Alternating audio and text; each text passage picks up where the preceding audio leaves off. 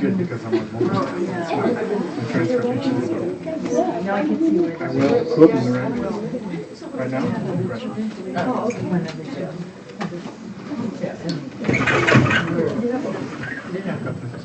In fact, we're celebrating her birthday.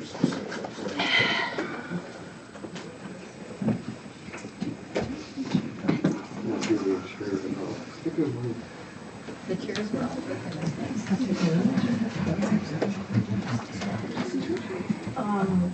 Oh, well, this is pretty cool.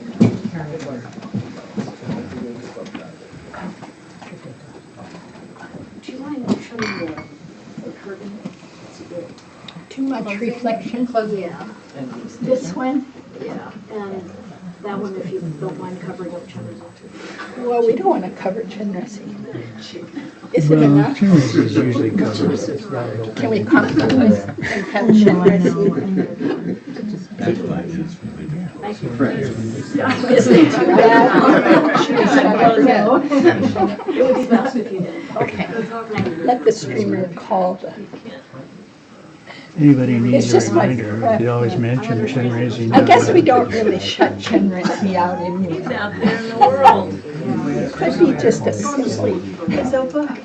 Chinresi doesn't really pick up on the stream with the light. Isn't it be funny every now and then just drop the name? They can understand. Who's on? When you're watching on stream, you don't really Do that for days. Yeah, I understand. Which is the opposite here. But I'm giving that up, okay? And I'm being calm and accepting. Very unattached of you. Yeah. Of course. Sorry.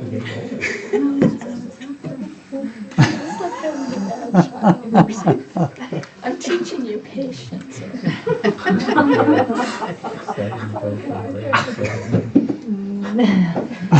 Calm down. You're being very slow now.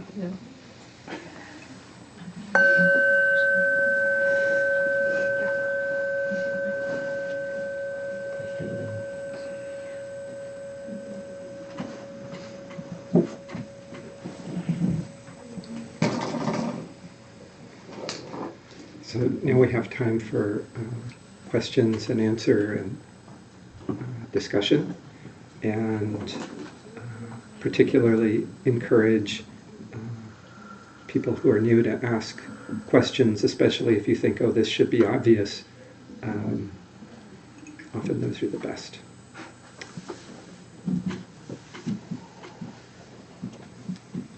Let's see. Let's do Linda and then John. This isn't exactly a question, but maybe asking the group for help processing. I don't know how many people have heard the news this morning, but there was the largest mass shooting last night so far. And it was at a gay nightclub in Orlando, Florida. 50 people were killed, and I know there are 50-some injured. And What was it called? the nightclub? I'm not sure I remember. But one of the people I'm most connected to in this life is someone who just came out as a trans woman, and I know that this is a young person. I know that she has not heard the news yet, but it's going to be incredibly damaging and frightening. And I guess I just need a group of people to process this with me a little bit. And like, why? Why did it, you know?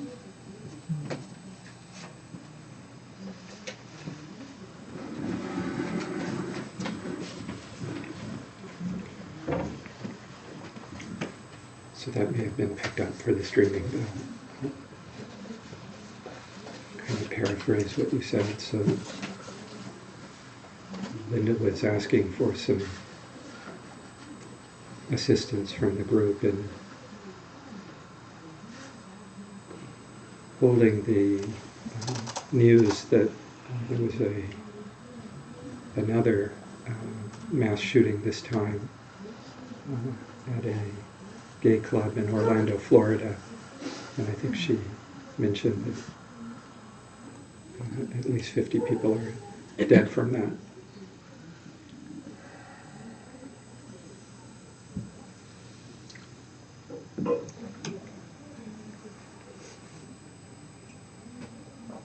So I thought maybe just take a moment to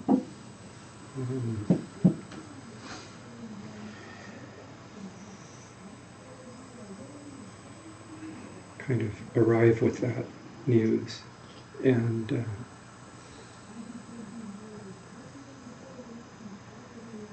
be present with whatever arises.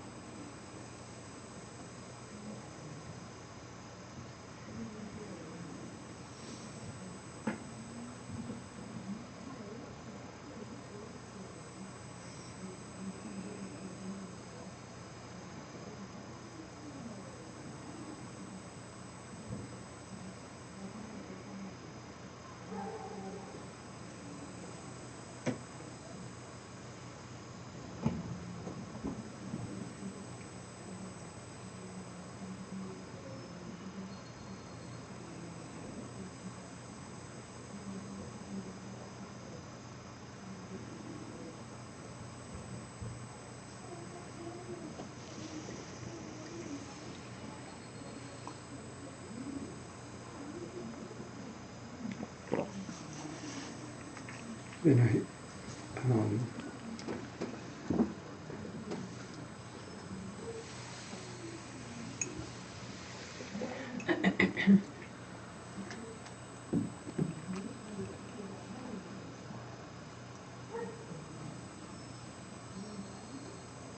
think it's anybody who would like to respond to that is welcome and encouraged to do. I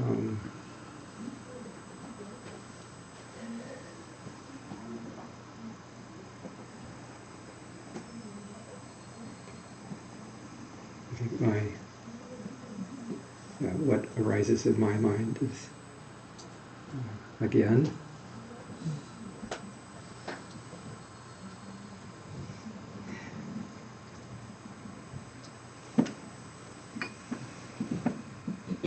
so this also reminds me of it was really a rich discussion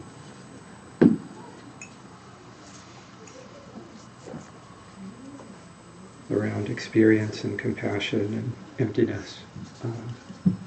When Lama Michael was teaching the aspirations for Mahamudra prayer a couple of weeks ago, and there was a lot of talk about a couple of stanzas at the end of the prayer that go like this. While the nature of beings has always been full enlightenment, not realizing this, they wander in endless samsara. For the boundless suffering of sentient beings, may overwhelming compassion be born in my being. While such compassion is active and immediate, in the moment of compassion, its essential emptiness is nakedly clear. This conjunction is the undeviating supreme path. Inseparable from it, may I meditate day and night.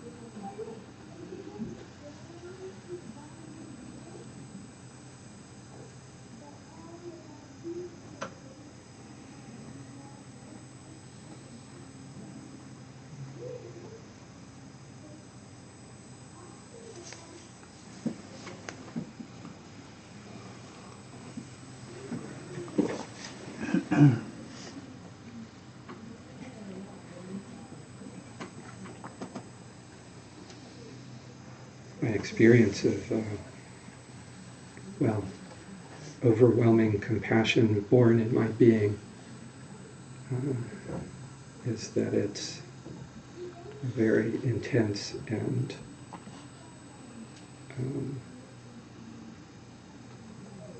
difficult experience.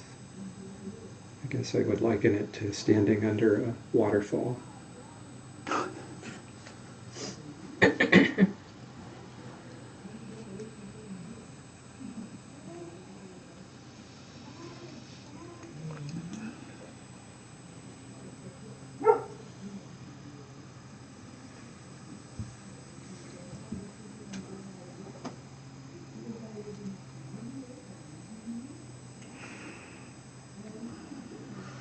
Would you like to say anything else about it, Linda? There almost seems to be nothing to say. Yeah.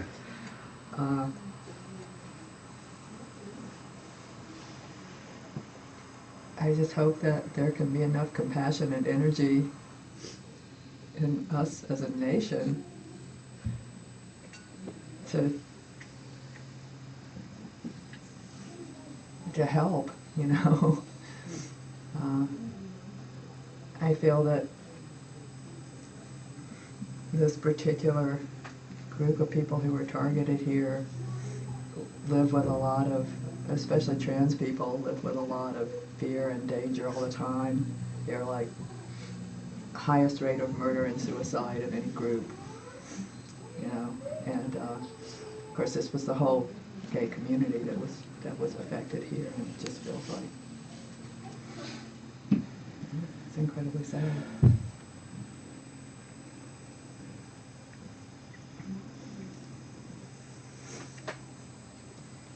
Michael. I've told this story a little bit before, but it was something that helped me. I work with men who perpetrate domestic violence, and one incident that just really hung in my heart for a long time was a probation officer calling me and saying that one of my clients had severely beaten his wife and then shot himself in front of her. And a friend basically said, well, take that scene and bring a friend into it. And who I took into it was Taranga Rinpoche, my teacher. And it was just sort of immediately, I felt incredible compassion that he had for me, for the wife, and for the guy that did the beating and shot himself. And sometimes I can't handle stuff like that by myself, and that my connection with my teacher is one of those places that really really helps me.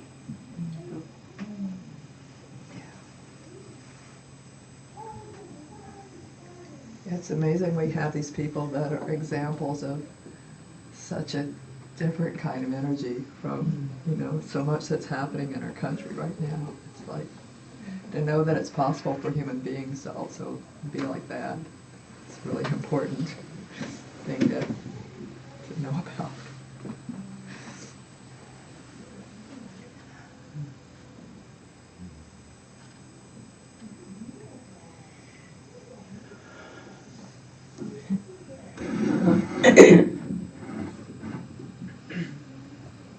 Well, the thing I'm noticing, and I thank you, Erik, for the quiet moments to just feel,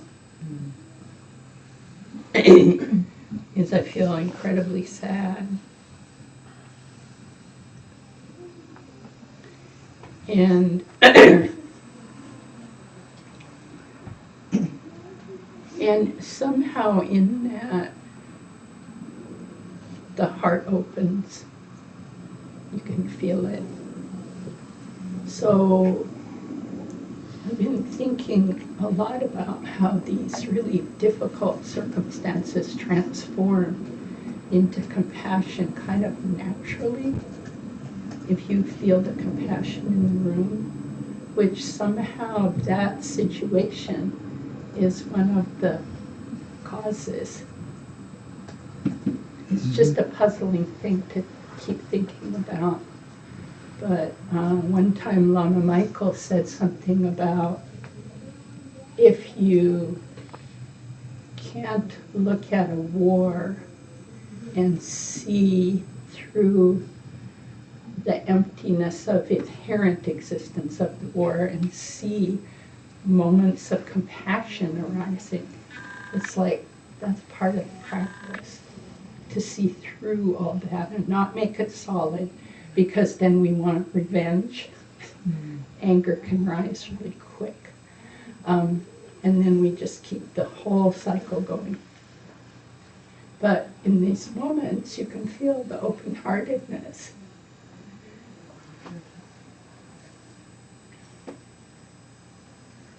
Part of where it comes from, all kinds of things will arise out of this, of awareness about transgender people's lives. So it's very puzzling in a way, this contradiction, something so tragic. The other thing that rises up for me, I'm just being very open because you've helped us open our hearts, is I get mad at the oblivion in the U.S.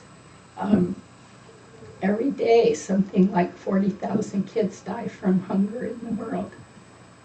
We don't think about that. I don't think about it.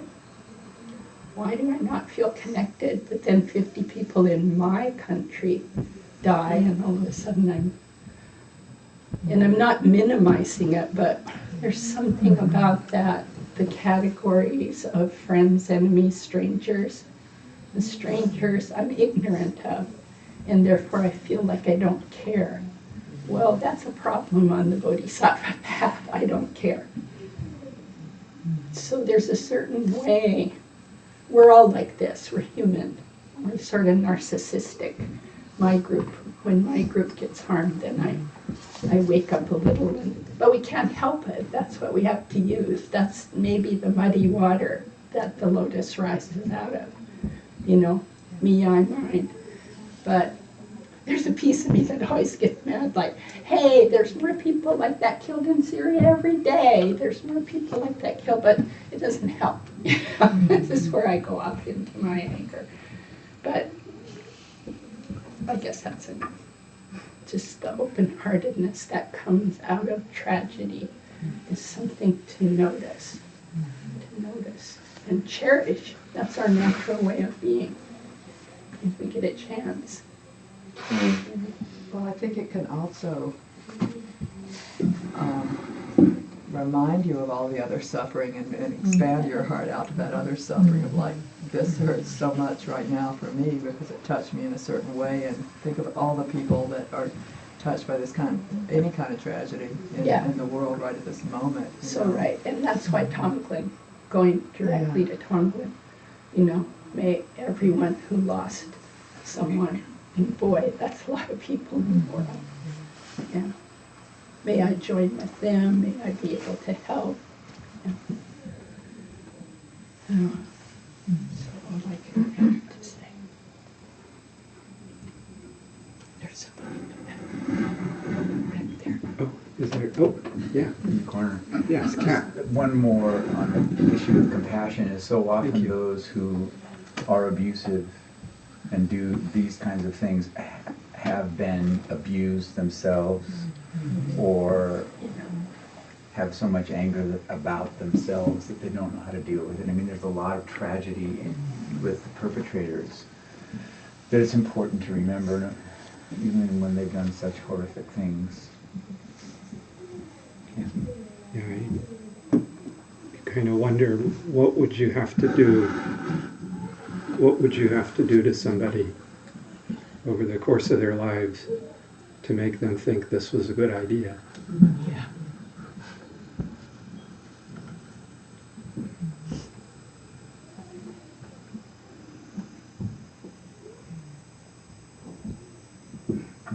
My first thought when I heard this morning was, I'm gay, was this could very possibly be a gay person who never came to grips with their own attractions and So their only way of dealing with it was revenge against all those who did.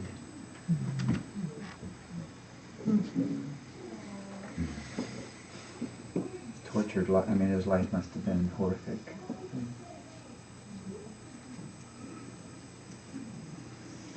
And I always think of the mothers of the perpetrators, how they are suffering as well. We're so interconnected. Do we forget how long these things go on and on and on? I mean, it brings to mind, remember the shootings in Aurora, Colorado? One of the families, one of the victims, sued the people who provided the ammunition online, and they lost the suit and are required to pay $250,000 in legal fees under wonderful Colorado law. So now they've also lost their home, you know, a retired couple. So, I mean, these things, we forget how these things go on and on and on. We forget about them a week later because there's so much more stuff going on. We can't process it all forever. But these things just go on and cause so much suffering.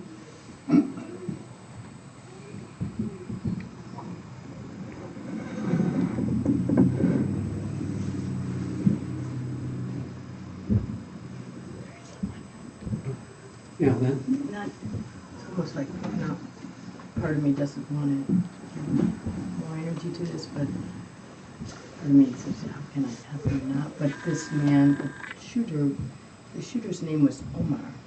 So now there's also, we're not sure it's going to be designated as a hate crime or domestic terrorism. It's going to be, it starts, especially during this election year, just I'm trying to not even want to go to what the spin is going to be around this, because you know, there's so many those layers too. So, and not get agitated, even just saying that, and stop and noticing the tightness in my chest, thinking about that aspect, and sort of trying to sort of now, as I witness it, do my own breathing and the, you know, sort of the compassion for myself, and it's not going to help for me to get agitated, to get, you know, that again, be angry, be worried. I want to repeat that for the streaming lid because that was beautiful and you have a soft voice. And I won't do justice to it, but Lynn was pointing out that the shooter's first name is Omar, and she was thinking whether this would be framed as a hate crime versus domestic terrorism, and all the potential swirling, especially in an election year. And she was also sort of modeling how to let that arise within oneself without necessarily trying to react to it or suppress it.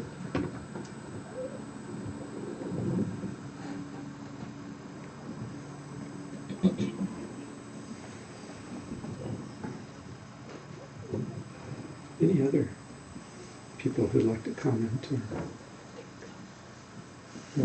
Do you want to say something?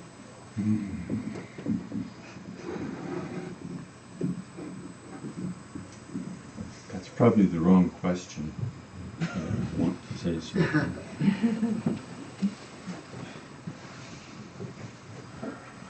I want to crawl under a rock. The same rock that protects me all the time by not paying attention.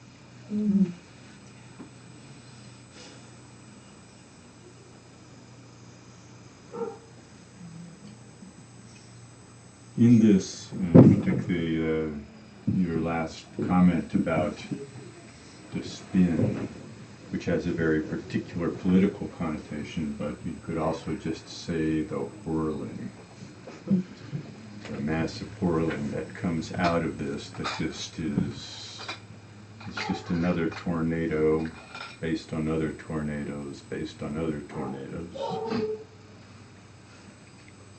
And when these things touch down in this kind of horrible way, they shock us, in part because our lives are generally not immediately touched by this. And so our sense of normal is the absence of these things. But as you pointed out, this is, you look at a wider picture and it's not so abnormal. And even I often think, go beyond just human beings, because suffering occurs all the time. And it is, it's something that we don't want to look at, in part because we don't have a means of dealing with it. And one of the things that happens if we look only at the human realm of experience is that we want to go kind of quickly to what we think would be a solution, which is often very kind of an expeditious thing, which often draws us into vengeance and other things like that, and creating certain kinds of enemies and all the rest of it. But there's something about holding this as this is the essence of the downside of samsara. This is the essence. This is what comes up. It's not all the time, not every being winds up in the victim like this. But it's very pervasive. And one of the things I think that we take for granted in the normalcy of our lives is that we do not pay respect to or take seriously the incredible power of ordinary positive outlook, ordinary simple kindness, ordinary just moment by moment very basic generosity, just the generosity of not making other people responsible for your well-being, not blaming everybody else for why you're irritated. The kind of the open-heartedness and the willingness to live together in a very basic way is overlooked. And I once looked at pictures that my mother and father took in Sarajevo, long when Sarajevo was part of Yugoslavia. And I thought, this looked a lot like, just people walking around a downtown, it looked like pictures of downtown Portland. You changed the fashion to accommodate for some time period, but it looked like. And then I remembered that when just all the horrible things happened in former Yugoslavia. And it just reminded me of how close it is, we are, to that kind of thing.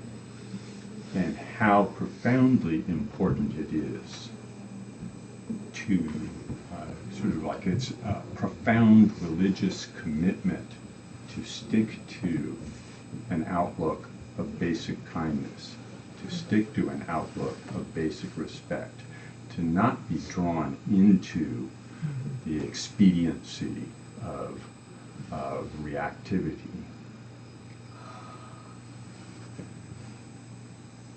So that,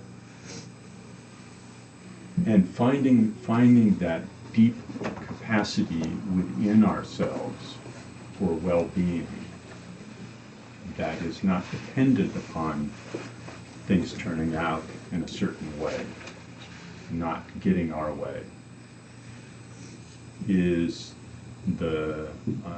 really at the core of our ability to go deeply into these kinds of situations and respond authentically and skillfully and helpfully, where we can point out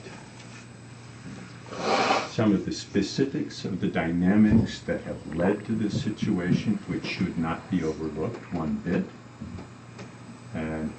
but contribute positively to the discussion about that without creating enemies that we need to overcome. Because when we go there, we just start the next tornado. We may not be able to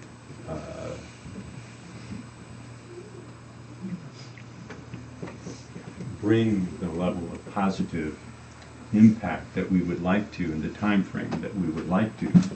Impatience is a very big problem, which will undermine our own willingness to stick with it. It will undermine our own perseverance. But persevering in these things and being willing to have uncomfortable conversations with people that we don't agree with, where we actually do model something very positive, where we do ask questions that may open people's minds and eyes. It's very necessary, but it's very difficult. But none of it happens under the rock where I try to live.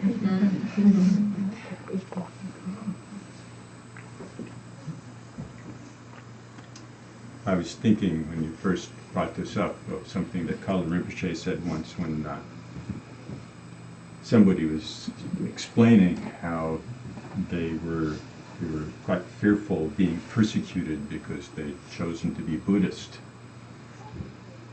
And he was responding, and I wish I remembered the details of that response, because he was encouraging a sense of respect and compassion. And the person said, well, no, you don't get it. I think maybe they might kill me. He said, oh yes, well sometimes they do. Which was it's not theoretical for people in the Tibetan Exodus to say that. That's not just a theoretical understanding. It does happen, and perhaps that's one of the things that is kind of shocking, has a kind of shocking impact when we really look, is to see the kind of stick-to-itiveness to compassion and loving kindness that's exhibited amongst many of the teachers in our tradition. So I really hope that we can take up the riddle of how it is that we maintain compassion and loving kindness, how it is that we actually discover deeper compassion and loving kindness in the midst of this, how it is that we actually learn to act in the world in ways that will make this manifest, take our place.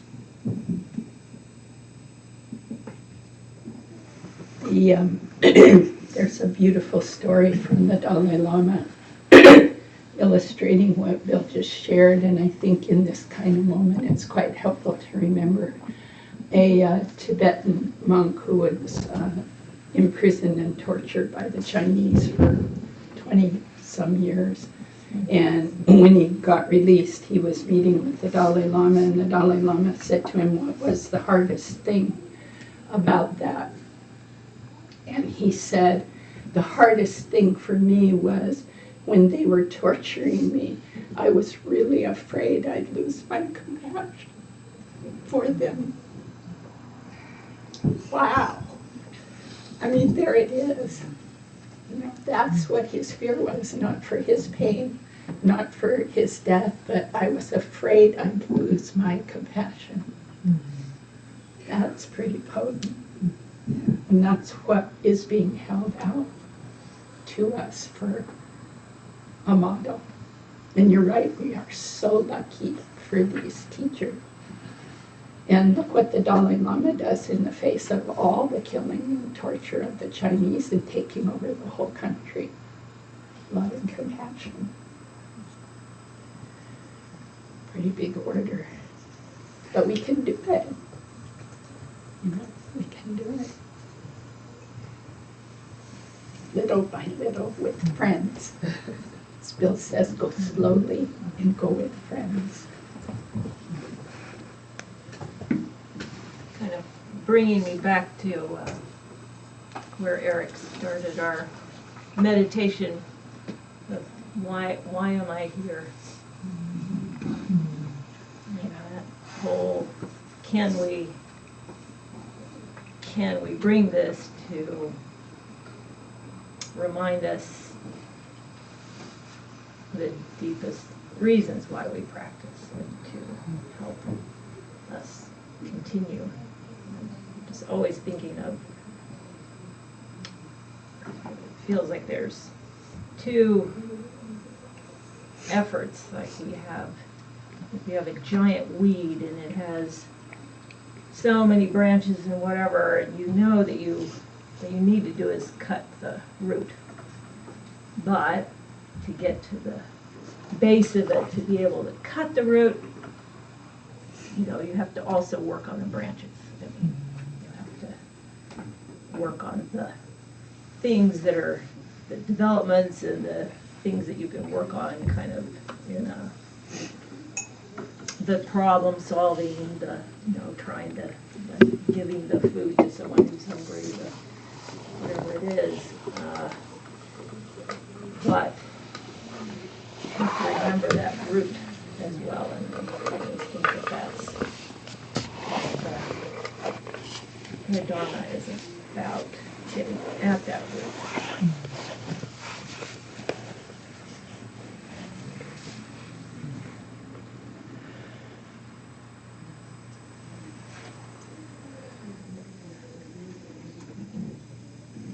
Thank you all.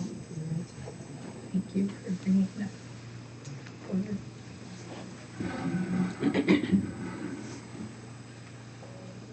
John? I've been, since last Sunday, I've been reading that Chinrezi book. And I brought it up last Sunday so I could understand it better. And so I've been diving in and really getting a lot from it. And the first part of the book was really a lot about refuge. And when I read that on the news this morning before I came here. And then when you brought it up, I found myself wanting to go there to the refuge to avoid the pain that I was feeling about this mass killing. And it made me feel better. I didn't start crying like I am now. And so I don't know what refuge isn't used for that, right?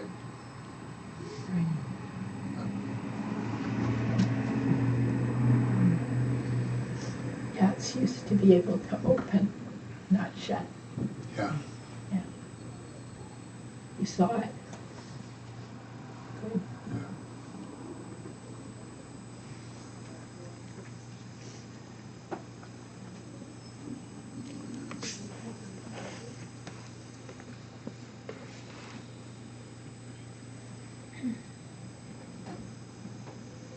But doesn't refuge say to us, to me it says, I'm part of something bigger, and that gives me strength to bear it, to deal with it.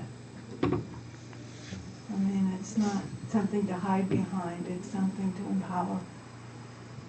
And so I think in that sense it's good in that situation.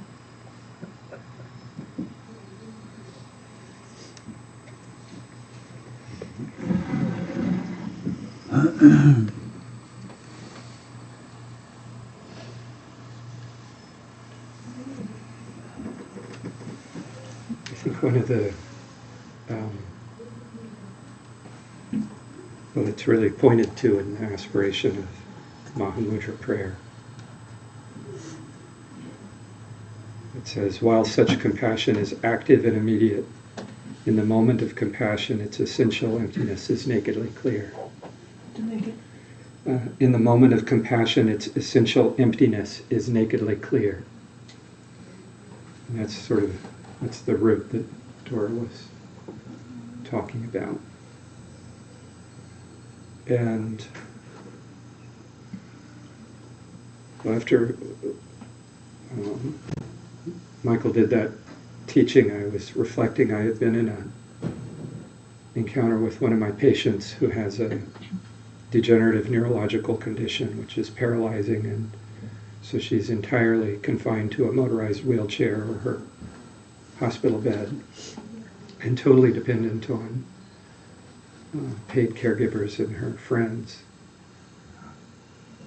And she swings wildly between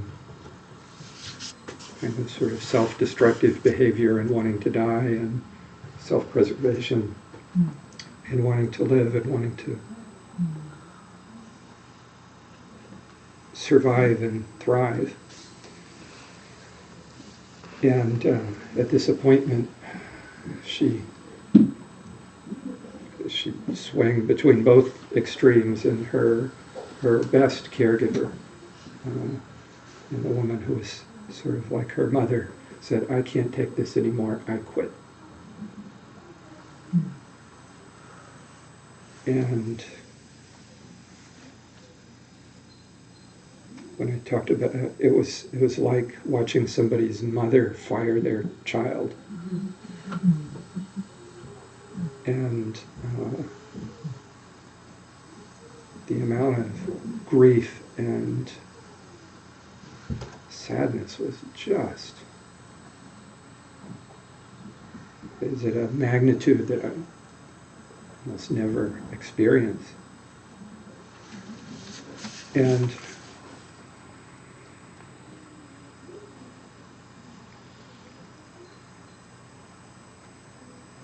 my practice in those moments is to try to just look at them, to try to just see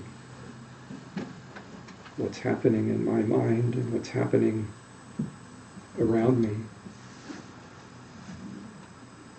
And usually, like, where to go next will appear.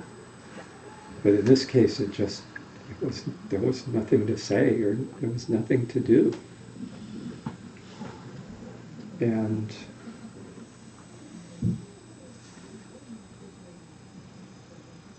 so we all sort of sat there, and the patient sobbing, and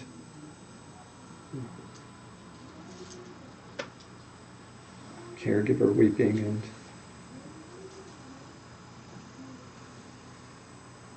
as I was sitting there, I realized that there was that this action was born of love. Like, that was why she couldn't take it anymore. She loved this person. She couldn't stand to see them destroying themselves, and then not destroying themselves, and then destroying themselves again. Mm-hmm. And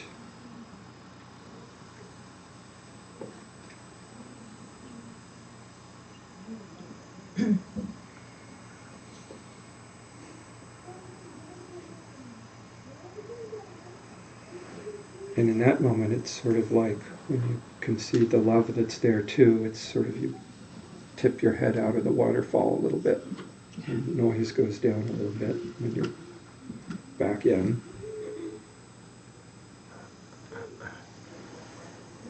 And there was no resolution. We just decided, okay,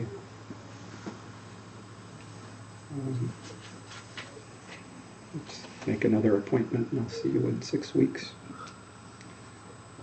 And go on to the next patient. And there was a social work intern with me, and she was like, what was that? Do something. Well, it was like, I know she was very present, and I think we were all just, boy, I wish we could have thought of something. We would have done it in a heartbeat, but it was just not. So, but when you step out of the situation and it's not there anymore, it is like stepping out of the waterfall.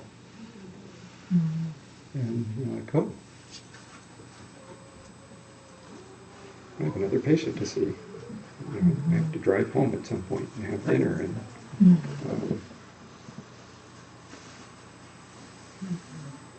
And so, what is emptiness but that? And I guess the practice is, can you hold both of those simultaneously? Because it's much too easy to shield yourself from it or hide from it and say, well, that's emptiness. And it sort of is, but it's a little closer to ignorance. And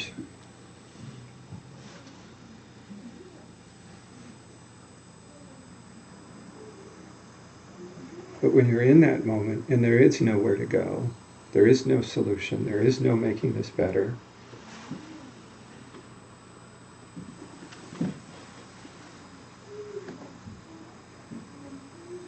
as the experience starts to pass and you realize, oh, well, it's not solid, it's not there in the way that it seems like it's there when you're under the waterfall. That's a very vivid experience. It seems very solid. But then it passes, and what is it now?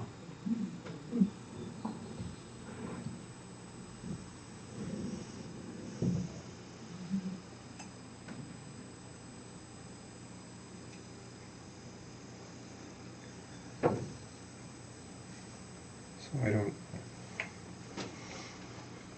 propose to have an answer. But here's the answer. But to me, that is the practice of compassion.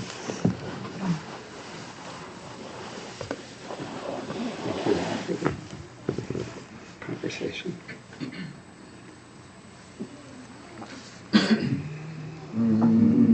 By His virtue may I quickly realize Mahamudra and establish all beings without exception in this state.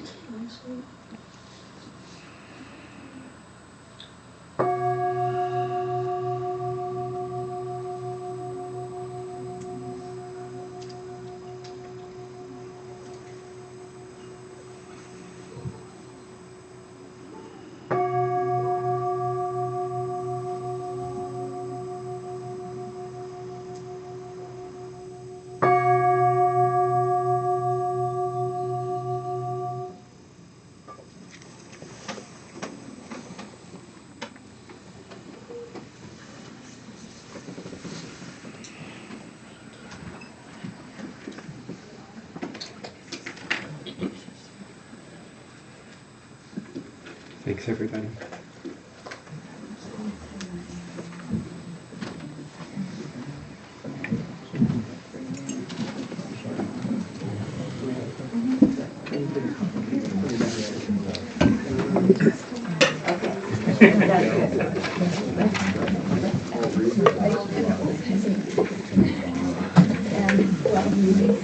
We'll go and find out now.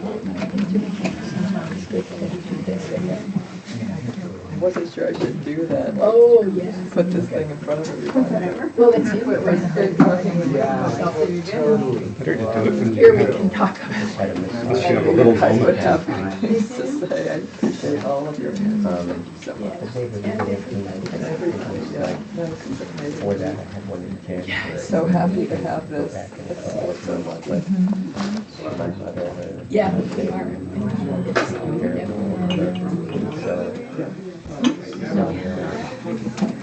Problems that the massage to that person. My mom was worse than she was.